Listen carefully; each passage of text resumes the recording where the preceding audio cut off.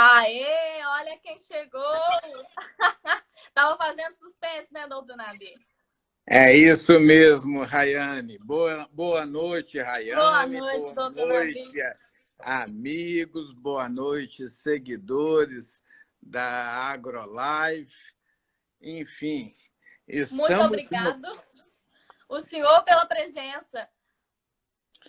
Sou eu que agradeço, Rayane. Na verdade, você é uma pessoa especial. Você foi nossa estagiária através da CCN, Associação Capixaba dos Criadores de Nelore, estagiária na Fazenda Minha Laura 2 vezes, vezes. Figurinha esta, repetida 2 vezes. estagiária através da Expoinel, Exponel Vila Velha, Circuito Nelore de Qualidade, ganhou premiação para ir para Exposebu. Então, na verdade, você sempre foi uma pessoa muito dedicada, muito feliz ao tratar a sua carreira profissional. Então, a minha presença aqui, na verdade, é uma grande alegria. É apenas um reconhecimento por tudo que você fez durante a sua graduação e continua fazendo agora nessa fase pós-mestrado, doutorado, enfim, como uma profissional de primeira categoria. E o senhor sabe, eu agradeço todas as palavras. O senhor sabe que o senhor tem grande peso em tudo isso que eu tenho feito e trilhado até aqui, né? O senhor foi um grande influenciador e que me deu muita oportunidade, né, de poder falar, de poder me expressar. O senhor tem um grande peso nisso tudo. As oportunidades aparecem para aqueles que merecem e estão preparados para isso. Nada vem por acaso, nada é de graça. Tudo acontece, evidentemente, pelas mãos de Deus, mas Exato. também por tudo aquilo que nós fazemos, nós realizamos, idealizamos. E você também teve um grande professor, professor Diogo Viváqua de Lima. Então, Esse na aí, ó, verdade, sofreu. toda uma história foi ligada ao Diogo Viváqua de Lima, aos seus colegas José Júnior, Andressa e muitos outros que fizeram parte da história da CCN. Então, todos os diretores da CCN lembram dessa fase. É uma fase que marcou uma época, a época de uma bela turma e também de uma faculdade que no início era chamada Facastelo e depois se Exatamente. tornou Multivix Castelo. Então é muito legal relembrar a história. E ai de nós se não fosse pela história. Quem não tem passado não tem futuro e nem presente. Exatamente. Tem todo um percurso. Eu agradeço muito a todo mundo que esteve comigo, né? A gente era uma equipe, né, que hoje está todo mundo formado daquela equipe das antigas e cada um trilhando um caminho, cada um fazendo a sua parte, né? Eu agradeço a todos os meus colegas que estiveram e estão ainda comigo, porque eu sei que todo momento eu posso contar com eles, eu mando mensagem, eu tiro minhas dúvidas e esse laço ele não foi quebrado, né? Assim mesmo como o senhor, com o professor Diogo, esse laço ele não é quebrado, né? Foi um laço construído, né, durante anos e que está firme e forte, porque a gente tem o objetivo em comum, né? Que é principalmente essa carreira no agronegócio, na gestão, na veterinária, na pecuária. A gente quer fazer a diferença. É verdade, e é exatamente por isso agora você está mudando de lado. Quer dizer, na primeira fase era uma aprendiz e agora está dividindo um pouco do conhecimento com várias pessoas, profissionais, e também com futuros colegas de profissão. É isso que faz parte desse jogo, é dar continuidade ao saber. retribuir, né? Tudo que já foi me ensinado, né? Todo mundo que teve um tempo para tentar me passar alguma informação, para me dar um conselho, eu tento, do máximo que eu puder, fazer isso também, porque isso me ajudou muito, né? Eu era uma pessoa que às vezes eu não tinha informação, não sabia como chegar, mas graças a Deus teve muita gente que me direcionou. Então a gente tenta fazer pelo menos 1% disso de alguma forma. E isso também foi até um aprendizado, e é o que eu levei da Nelore Capixaba, da CCN, para a CNB, que é a Nelore do Brasil. A Associação dos Criadores de Nelore do Brasil não tinha essa condição de realizar ações para estudantes de ciências agrárias.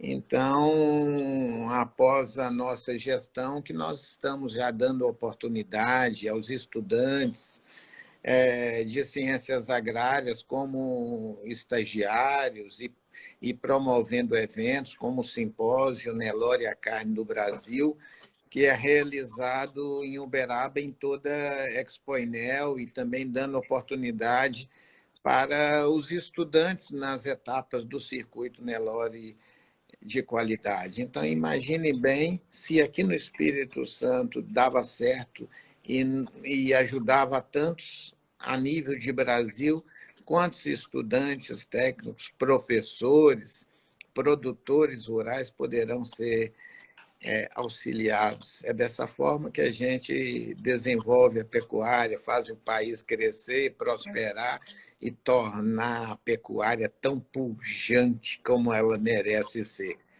Mas é Exatamente. isso aí, minha amiga Rayane. Vamos ao nosso tema. Ok. Sem delongas, se deixar que a gente fica a noite inteira conversando e ainda sobra assunto para outro dia. É verdade, é verdade. Mas eu já assisti outras lives que você promoveu e fiquei encantado com a alegria que você e os outros colegas que participaram, como participaram e trouxeram tantas informações ao seu público, né? Eu que agradeço. Então, hoje a nossa proposta está aqui, né? Eu estou com o doutor Nabi. Quem não conhece o doutor Nabi deveria conhecer, né? O doutor Nabi é médico, ele é cardiologista, mas além disso, ele ainda tira um tempo para ser pecuarista e presidente da Associação dos Criadores de Nelore do Brasil. Isso não é para qualquer um, não. E ainda tira tempo para conversar com todo mundo e para socorrer todo mundo. Né? Não, doutor Nabi? É verdade, tem uma coisa que está dentro do coração e da alma da gente. Por formação, eu sou médico cardiologista, tenho um maior amor e carinho pela minha profissão, mas tem outra paixão que fala muito forte comigo, que é a pecuária. E dentro da pecuária, esse serzinho chamado Nelore. Isso aí, para mim, representa muito mais do que uma raça bovina. Nelore representa uma bandeira, representa paixão, representa coração, amor. E eu sou um devoto apaixonado pela raça Nelore. E no momento assim que escolhi e comecei a dedicar pela Associação Capixaba dos Criadores de Nelore, e acabei parando na brasileira, não sei se mereço, mas fui para lá e estamos realizando um trabalho que, com certeza, está fomentando muito a raça Nelore e especialmente a pecuária brasileira, ajudando a muitos pecuaristas na escolha, em termos de opções de tipo de criação, de melhoramento genético e de produção de uma carne de qualidade. Exatamente. O senhor poderia contar para a gente um pouquinho da história do Nelore, de como ele chegou no Brasil, o que essa raça representa para o Brasil, né? Porque às vezes tem muita gente que não sabe a diferença, acha que é simplesmente um boi branco, mas a gente sabe que não, existe toda uma genética, todo um trabalho, toda uma seleção atrás dessa raça, não é, doutor? A raça Nelore é proveniente da Índia, Lá não existe Nelore, lá o nome da raça é Ongole. E ela chegou ao Brasil em 1868. E recebeu o nome Nelore porque veio de uma região, uma província chamada Nelore, que era originária de um distrito de Madras e do estado de Andhras, isso na região nordeste da Índia. O primeiro casal, na verdade, foi dado de presente para a rainha Vitória da Inglaterra. Então, saiu da Índia com esse destino. E quando o navio, ao passar pelo sul da África, o Cabo da Boa Esperança, em vez de subir o litoral da África, ele se derivou para o Oceano Atlântico, atravessou o Atlântico e veio parar no Brasil, em Salvador. E uma viagem muito longa, os animais ficaram extremamente defasados, então eles resolveram vender esse casal para um proprietário rural da Bahia. E foi assim que o primeiro casal de Nelore chegou ao Brasil. 10 anos depois, 1878, o Manuel Lengruber, ao visitar o zoológico, Jardim Zoológico de Hamburgo, na Alemanha, viu um casal Nelore, gostou e depois importou esse casal, trazendo para o Brasil, para sua propriedade no estado do Rio de Janeiro. Daí, do Rio de Janeiro e da Bahia, o Nelore foi disseminando por São Paulo, Minas Gerais e espalhou por todo o país. E hoje o Nelore representa a maior raça bovina do país, representando em torno de 80% do rebanho de bovino de corte do país. E graças à sua adaptabilidade, rusticidade, essa aclimatação ao tipo de pastagem, a nossa topografia, e se tornou esse rolo compressor de passar em cima de tudo, em cima de todos, tornando um patrimônio nacional. O Nelore teve mesmo assim uma elevação em termos do seu crescimento após as importações de 1962, quando alguns genearcas da raça Nelore, como Carvad, Taj Mahal, Golias, Rastan, Godivari e Padu, Akazam, chegaram ao Brasil através de inovadores pecuaristas como o senhor Torres Homem Rodrigues, Celso Garcia Cid, Rubico Carvalho, Neném Costa, a família Nelore OM. Então, assim, dessa forma, houve uma mudança no rebanho bovino nacional. A partir dessa importação, houve um crescimento geométrico do Nelore. Para vocês terem uma ideia, até 1930, 1940, um bezerro Nelore valia metade de um bezerro Gi, porque naquela época os pecuaristas gostavam de animais com orelhas grandes, e o Nelore tem uma orelha pequena em ponta de lança, então tinha menos valor. Só que esses conceitos foram mudando e o Nelore foi tomando uma posição. Em 1994, o Brasil era um importador de carne. 10 anos depois, ele se tornou no maior exportador de carne bovina do mundo. 3 anos depois, além de maior exportador de carne bovina do mundo, ele se tornou maior exportador de carne bovina em volume e em faturamento. E, a partir daí, nunca mais perdeu esse posto. E isso tende a aumentar. É proporcionado ao Nelore, que representa 80% dessa exportação, como também da carne que fica no mercado interno. Então, de um lado, o Nelore puro, do outro lado, o Nelore em cruzamento industriais, tanto com zebuínos quanto com taurinos. Exatamente. E, doutor Nabi, mesmo teve toda essa evolução do Nelore, aí conseguimos chegar no tempo de hoje com maior exportação, uma taxa altíssima. A gente sabe que a pecuária ela está em processo de evolução, a gente está diminuindo esse tempo de produção de um boi, né? Esse tempo está diminuindo, a gente tende a, o quê? A produzir uma carne de maior qualidade em menor tempo. Só que o que acontece também, que está todo mundo preocupado, é principalmente o quê? Com essa crise que está acontecendo, né? Quais são o que o senhor acha? Qual a perspectiva daqui para frente? Ter uma evolução? O senhor acha que vai ter um prejuízo muito grande? O que o senhor acha no ponto de vista? Até o ano passado foi um excelente ano para a pecuária de corte, especialmente o segundo semestre, onde os preços atingiram um patamar bem elevado.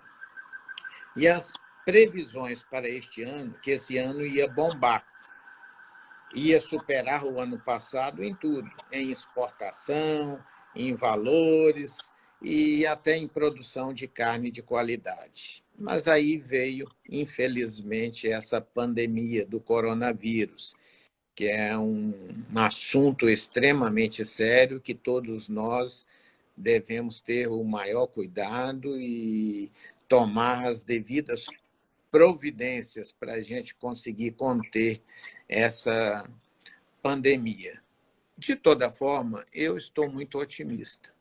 É claro que nós estamos num período de uma crise financeira enorme, uma crise política, onde os nossos gestores não se entendem, mas o setor do agro está até o presente momento muito bem. Se nós retirarmos alguns setores do agro, como o leite, hortifruti, pescados, flores, que são os setores mais prejudicados, os restantes estão indo muito bem, inclusive batendo todos os recordes. A carne bovina, por exemplo, o primeiro trimestre desse ano, bateu todos os recordes de exportação, tanto em volume como faturamento. A primeira quinzena do mês de abril também foi muito bem dentro do patamar. E por que isso? Como que a carne está conseguindo superar toda essa situação de pandemia, de redução de consumo do mercado interno e todos esses problemas que nós estamos vivendo? É pelo seguinte: realmente nós tivemos uma redução do consumo interno, mas, em compensação, nós estamos com uma exportação fantástica, com uma China faminta por carne bovina, por vários motivos. Primeiro, que estão com os estoques zerados para carne. Segundo, pela peste suína africana, que dizimou milhões de cabeças de suínos na China, que é a carne preferida deles. E, por terceiro, quando se inicia o consumo de carne bovina, quem começa a se alimentar de carne bovina nunca mais larga, porque ela tem um sabor fantástico. E os chineses também ficaram encantados com o nosso produto. Então, dessa forma, eles estão pagando até um valor adicional. Então, os criadores que estão conseguindo levar ao abate animais, tipo bois China, acabam recebendo R$ 5 ou mais por arroba. Além disso, o dólar está num patamar elevado. Então, esse índice elevado de exportações, mais a valorização do dólar em relação ao real, compensou parte desse prejuízo que nós teríamos pela redução do consumo interno. E é por isso que a carne está dessa forma. Além disso, também, está havendo uma menor oferta de animais para abate. Então, isso segurou os preços da carne bovina nesse patamar. Agora, evidentemente que nós não sabemos os próximos meses. Isso vai depender da duração dessa pandemia. Se essa pandemia ainda durar por muito tempo, evidentemente que haverá também uma repercussão em cima do setor pecuário de corte. Exatamente. O Luciano Viana até perguntou se pós a pandemia promete aumentar esse consumo de proteína animal como um pós-guerra. O senhor acha que pode aumentar ou não? Primeiro, gostaria de cumprimentar meu amigo Luciano. Meu amigo Luciano é da capital do boi, Carlos Chagas. Boa noite, Luciano. Mas é isso, Rayane. Eu acredito que a fase pós-pandemia vai mudar muitos conceitos. Nós vamos mudar. Hoje nós paramos. O que adianta ter tantas coisas, tantas roupas, tantos acessórios, carros luxuosos e isso, fazer grandes viagens, se hoje nós não podemos sair de casa? Hoje nós somos prisioneiros de nós mesmos. Então, a partir deste momento, nós teremos que repensar. Nisso, a nossa família será mais valorizada, os nossos amigos, as pessoas que estão mais próximas de nós, e nós vamos valorizar mais o ser do que o ter. E nisso, a alimentação tem um benefício enorme. Então, em vez de procurarmos alimentos ultra sofisticados, nós vamos procurar aqueles alimentos com um potencial mais nutritivos.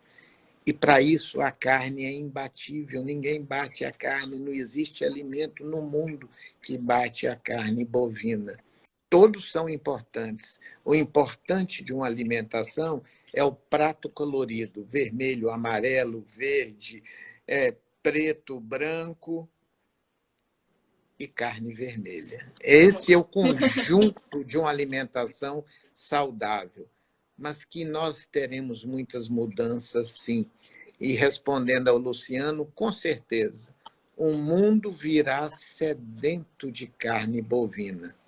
Até um tempo atrás, você sentia a insensibilidade da mídia e da imprensa, denunciando os produtores rurais como desmatadores, queimadores de florestas, utilização de agrotóxico, poluidores da camada de ozônio. Cadê essas acusações? São infundadas. O maior preservador da natureza é o agricultor, é o pecuarista. Então, na verdade, hoje, o produtor rural está tendo outro conceito. É o conceito de benefício. Ele é um produtor de alimentos.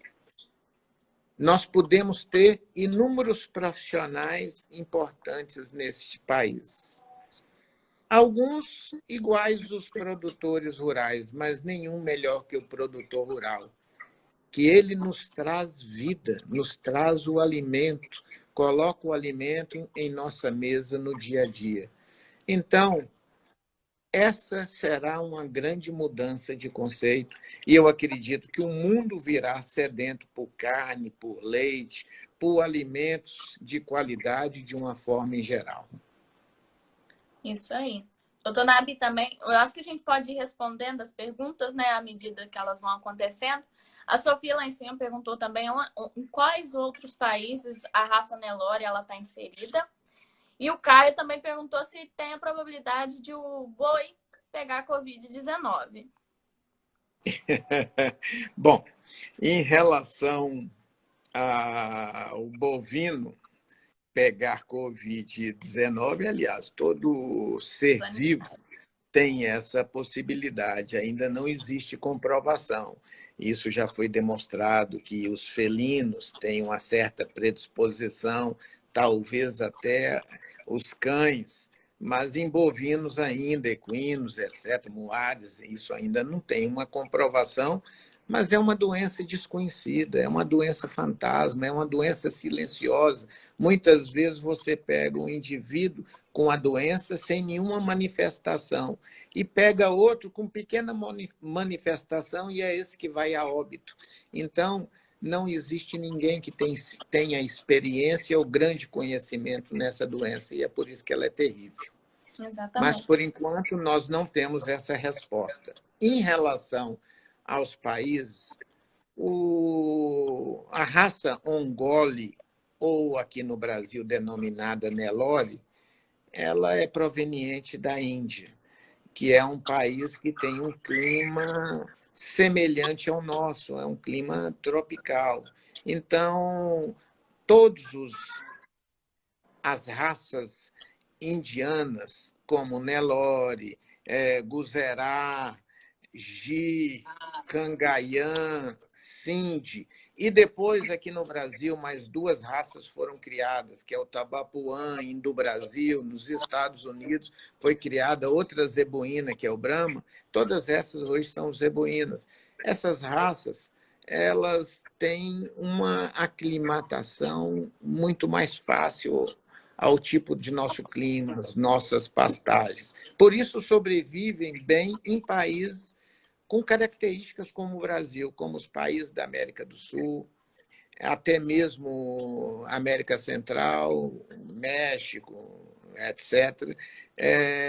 Alguns países do norte da África e a região da Índia, Paquistão, etc. Então, é onde predomina as raças zebuínas, e especialmente a raça Nelore.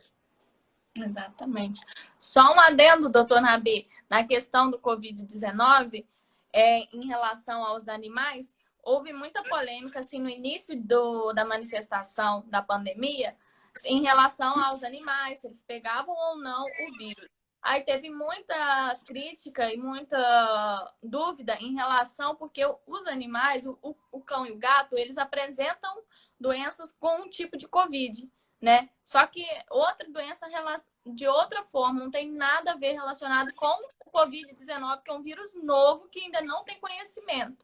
Então, o cão e o gato, né, em especial, assim como os outros animais, mas principalmente o cão e o gato, tanto que na carteira de vacinação, a gente tem, né, a vacinação contra a Covid, né, mas é outra Covid totalmente diferente. Então, é sempre lembrar, esse não é o Covid-19. Essa ideia que os animais já tinham essa vacinação, ela não existe, porque é outro Covid, é outra doença completamente diferente. A maior preocupação, Rayane, são com os animais não portadores, mas transmissores, que no momento que eles entram num local de contágio, através do pelo, através do contato, acaba passando, transmitindo a doença, mesmo sabendo que eles não são portadores. Eles são como carreadores, né? Exatamente, essa que é a nossa maior preocupação em relação aos animais de estimação, animais domésticos. Não que eles vão ser portadores da doença, mas que eles podem ser transmissores pelo contato humano com eles e aí transmitir através do contato com outras pessoas sãs, não é verdade? Exatamente. É isso que pode acontecer. E tem outra pergunta. Quais os desafios para a raça Nelore na pecuária moderna? Na verdade, para o Nelore, o céu é o limite. Eu, desde que entrei para a Nelore, eu não consigo encontrar um desafio que o Nelore não prevaleceu.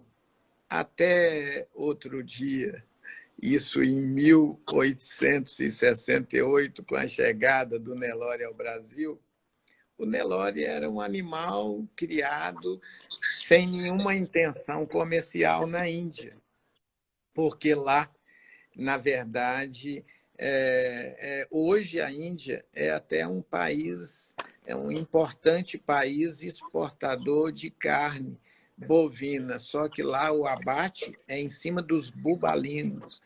Os bovinos são considerados como animais sagrados, especialmente a vaca.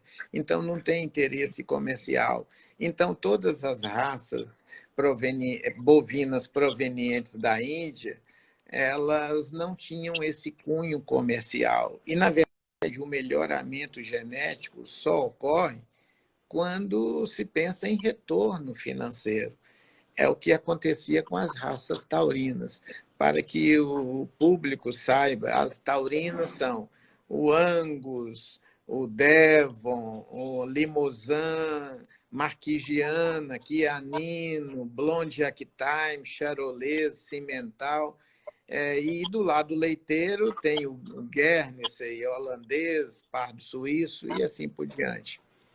Então, essas raças taurinas, que são de origem europeia, elas tiveram um cuidado especial durante séculos e um processo de seleção. Então, é por isso que esses animais se situaram numa condição de maior produção de carne e maior produção de leite, até a chegada dos zebuínos ao nosso país. O Nelore, ao chegar no país, ele foi tratado não como um animal sagrado, mas um animal também para produção de carne. Na Índia, ele era destinado, inclusive o Nelore, o Ongole, para produção leiteira. E também era um animal para tração, puxar cargas. No Brasil também, ele chegou com essa finalidade de tração, mas especialmente para a produção de carne.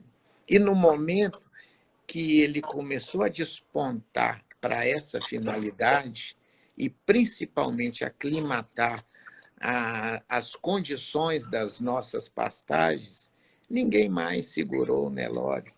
Então, quando você me perguntou sobre desafios, hoje o grande desafio que a CNB, Associação dos Criadores de Nelore do Brasil, da qual eu participo, um dos maiores desafios é com o projeto do Circuito Nelore de Qualidade, das etapas deste circuito, que inclusive você participou por 2 vezes como estagiária, e inclusive fez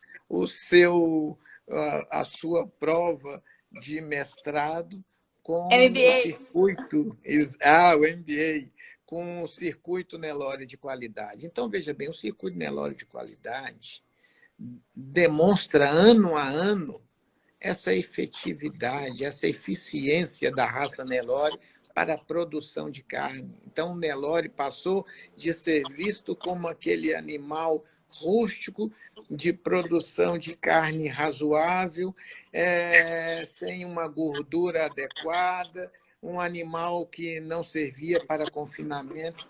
Muito pelo contrário, o Nelore é a forma mais barata de ter rentabilidade dentro da pecuária bovina de corte.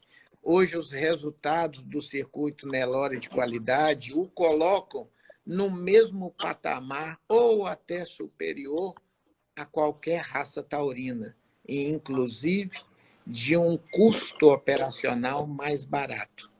Então, hoje nós já temos Nelore produzindo uma carne mais magra, temos Nelore produzindo um marmoreio adequado, isso ainda em poucas fazendas, em poucos criatórios, mas temos temos Nelore em cruzamento industrial, produzindo uma carne maravilhosa. E aí eu deixo uma pergunta no ar. Se não fosse o Nelore, que tipo de carne seria consumida em nosso país? Sabendo-se que quase todas as raças taurinas só existem e sobrevivem em nosso país porque são resultantes de um cruzamento industrial com a raça Nelore. Com isso, não estou desprezando as demais raças zebuínas, mas como elas representam 1, 2, 3% da população bovina e a Nelore representa 80%, então, na grande maioria dos cruzamentos, é realizado com Nelore. Então, quando se consome uma carne taurina tal, A, carne taurina B, carne taurina C, na verdade, você está consumindo 50% de carne Nelore, porque aquele animal é 50% Nelore e 50% de outra raça taurina ou europeia. Exatamente. Doutora Nabi, aqui Kisla ainda está perguntando se tem algum tipo de ameaça, ou se o Nelore sofre uma ameaça ou diminuição de consumo ou criação devido a essa entrada de novas raças no país hoje. De forma nenhuma. A preocupação nossa é com a redução dessas outras raças que não têm sustentação dentro do nosso país. Eu acabei de dizer que essas outras raças elas só existem devido ao Nelore. Se o Nelore amanhã terminar, elas também terminam, porque elas não sobrevivem no nosso clima, na nossa topografia, no tipo de criação que é destinado às raças bovinas dentro do nosso país. Então, na verdade, o Brasil passou a ser um museu de raças bovinas de corte. Se você chega na Itália, você vai ver 2, 3 raças, Marchigiane, Piemontese, Chianino. Se você chega na França, Blonde Aquitaine, Limousin, Charolais. Na Grã-Bretanha, o Angus, tanto o Red como o Aberdeen, como o Shorthorn, como o Hereford, e assim por diante. Estados Unidos, a mesma coisa. Argentina, Uruguai, a mesma coisa. Quando você chega no Brasil, nós temos umas 50 raças de corte. Então, é por isso que virou um museu. Então, na verdade, essa aqui eu vou colocar porque é bonitinha. Essa aqui é porque é pequena, vai fazer uma boa aparência na frente da minha fazenda. Porque essa é grande, porque essa é gorda, porque essa é magra. Não. Esse é uma das condições que nós levamos há 2 anos ao Ministério da Agricultura, numa reunião com o ministro Blairo Maggi. Eu levei para eles sobre a necessidade de se tornar o Nelore um patrimônio nacional e nós passarmos a disseminar em todo o país a genética Nelore, oferecendo aos produtores que, com menos acesso, uma genética Nelore ou de graça ou mais barata, ou com financiamentos a longo prazo. Então, dessa forma, eu não sou contra a eliminação de raça nenhuma. Se nós temos hoje essas 50 ou mais raças de corte, vamos mantê-las, mas evidentemente que nós temos que focar, porque senão nós nos perdemos no direcionamento. Aquele que tem muitos focos, na verdade, não tem nenhum e não chega a lugar nenhum, e acaba fazendo o mal feito. Então, nós temos que ter um direcionamento, e o único direcionamento hoje no país ou é o Nelore, ou é o Nelore em cruzamento industrial, com muito respeito a todas as raças bovinas, mas o Nelore ele não está no 80% por acaso, por sorte. Não, ele está por merecimento.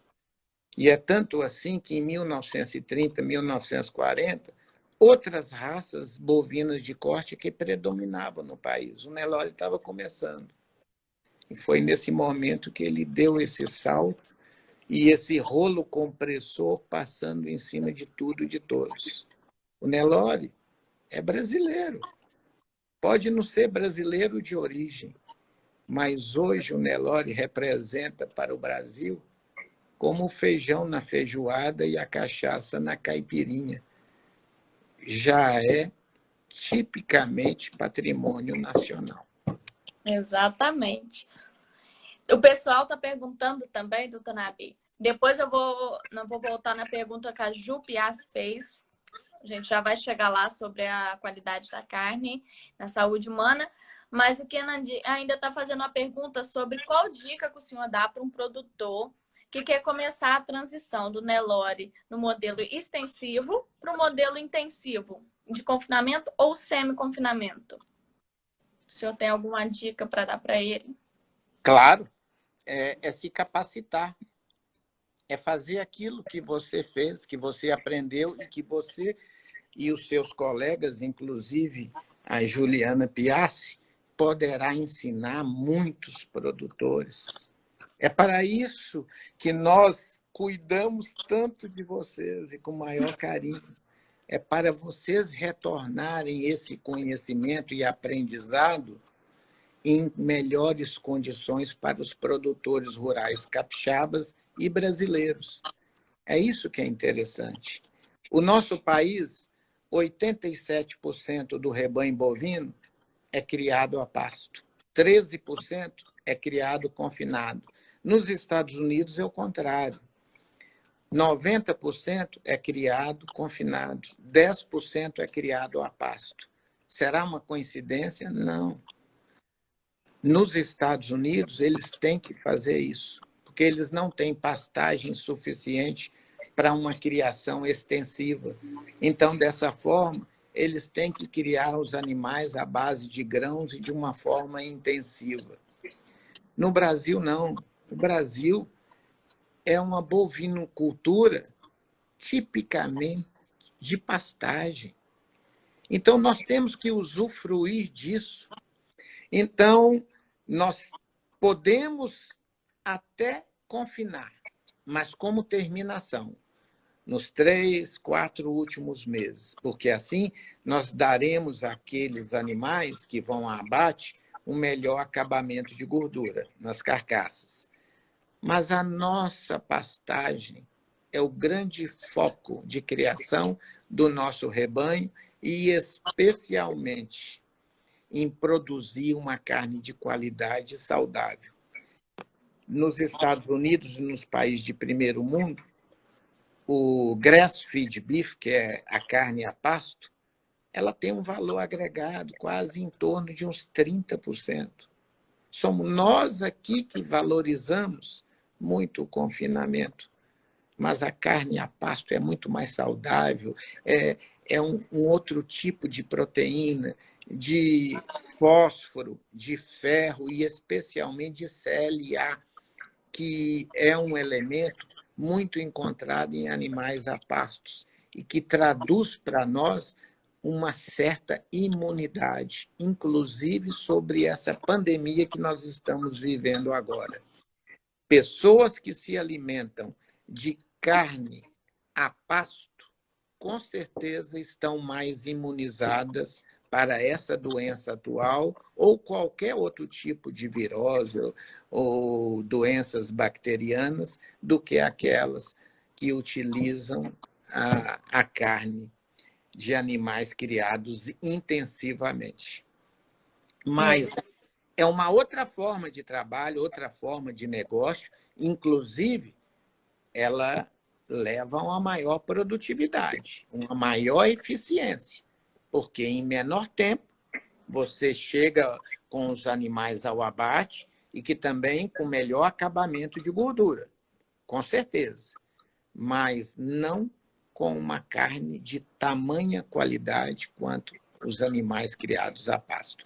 Então, hoje o meu conselho não era nem um confinamento definitivo, seria criar a pasto e, com uma terminação, os últimos 90, 120 dias, suplementá-los e fazer uma terminação, que aí nós teremos um animal com curto prazo para ser abatido, com menor custo financeiro, com a maior rentabilidade e com a carne de excelente qualidade. Exatamente. O bom que o senhor já começou a comentar, eu acho que agora a gente já pode até responder a pergunta da Jupiás, que ela perguntou o seguinte: gostaria que o doutor Nabi comentasse sobre o consumo da carne. E é importante verificarmos que atualmente as pessoas pregam como o consumo de carne como um vilão.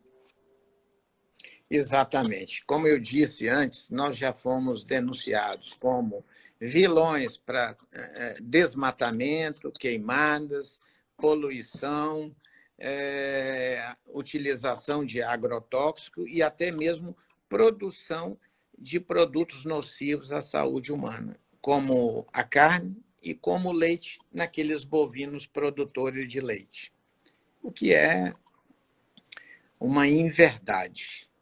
Não existe uma comprovação científica de que a carne traz malefícios. Evidentemente que qualquer alimento utilizado em abundância e com excesso pode trazer transtornos.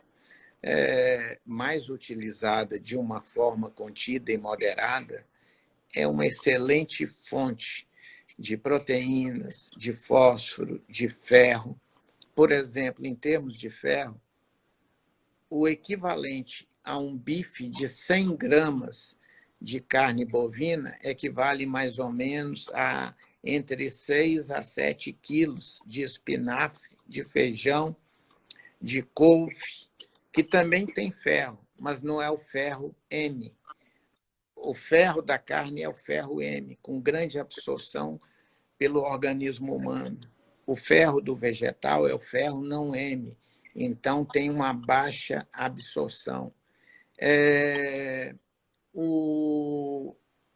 Em relação às gorduras animais, nós temos as gorduras saturadas, gorduras totais e as gorduras insaturadas.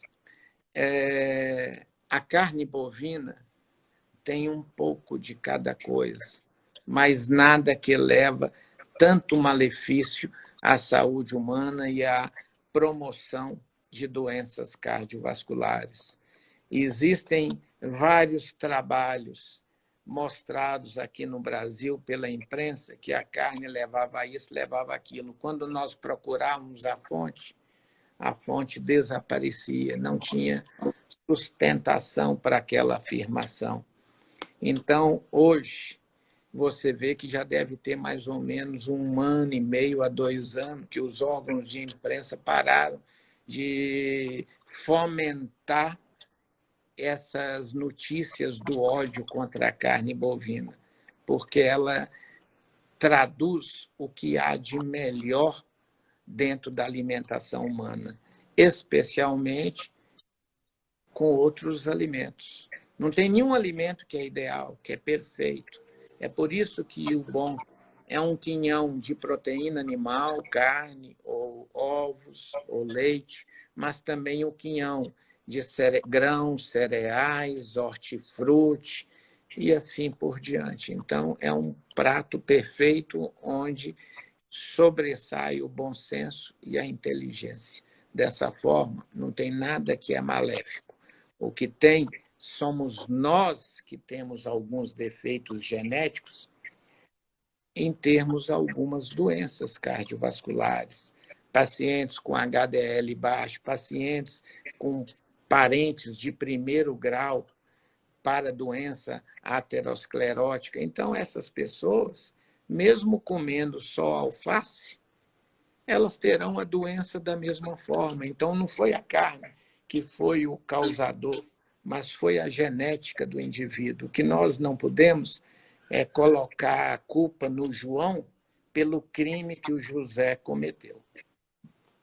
Exatamente, tem que sempre ter o equilíbrio, né? Diversificação, não é só comer uma coisa, só comer outra, né? A gente tem uma gama de alimentos aí, tem que aproveitar todos eles.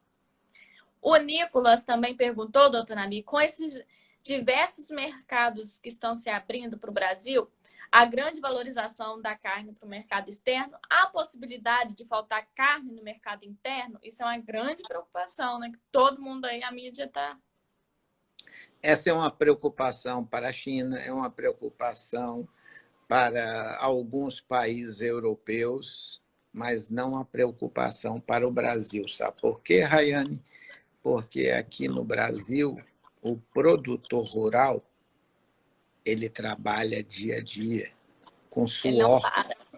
ele não para. Mesmo com coronavírus, ele continua trabalhando, as fazendas continuam de pé, produzindo Lindos. leite, produzindo carne e os derivados de carne e de leite. Então, por isso que se houver uma prateleira vazia de supermercado, vão ser pelas intempéries desse meio campo entre produção, indústria frigorífica ou laticínio, distribuidora, setor varejista. Nós não podemos saber o que pode acontecer. Então, se porventura paralisar o comércio, evidentemente que vai faltar.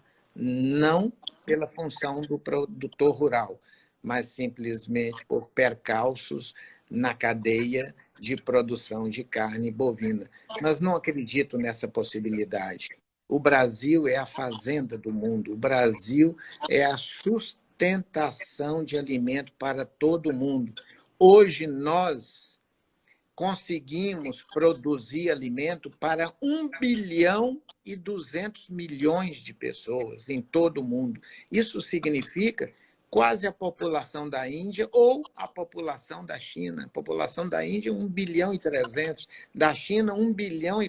Nós produzimos para 1,2 bilhão, ou seja, 6 vezes mais do que a própria população brasileira. Isso é fantástico. É por isso que nós temos que aplaudir os produtores rurais de uma forma em geral, os técnicos, os fornecedores de insumo, enfim, todos aqueles que fazem parte dessa cadeia produtiva. Um abraço, Nicolas. Exatamente. O agro, ele não para, ele não parou em momento nenhum e nem tem previsão de parar. E eu acredito também, doutor Nabi, que a gente já vinha desde o ano passado com a perspectiva de aumento de produção muito grande. Então, e esse aumento ele não parou, não foi interrompido. Então, a gente ainda tem essa perspectiva de aumento na produção esse ano de carne? Olha, se não houvesse o coronavírus, a expectativa era de um aumento, no mínimo, em torno de 11,5%. Até o ano retrasado, só de exportação, nós tivemos 1,640 mil toneladas.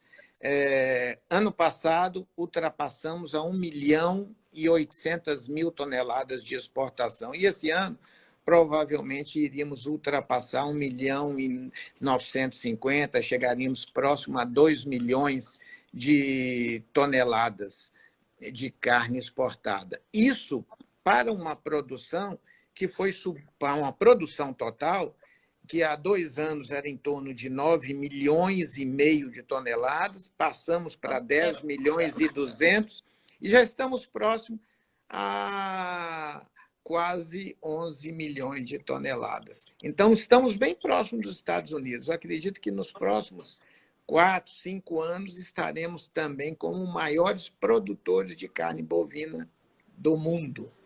E se Deus quiser, vamos chegar. Não vai ter corona nenhum que vai segurar a gente, não, doutor. Mas isso também depende muito de vocês. Isso não é só o produtor rural. Exatamente. O produtor rural é aquele que está na frente do seu negócio. Mas são vocês que têm a missão de impulsionar os produtores rurais, levar tecnologia, levar insumos, levar nutrição, levar genética e levar todas as ações positivas para que eles possam produzir cada vez mais, cada vez melhor.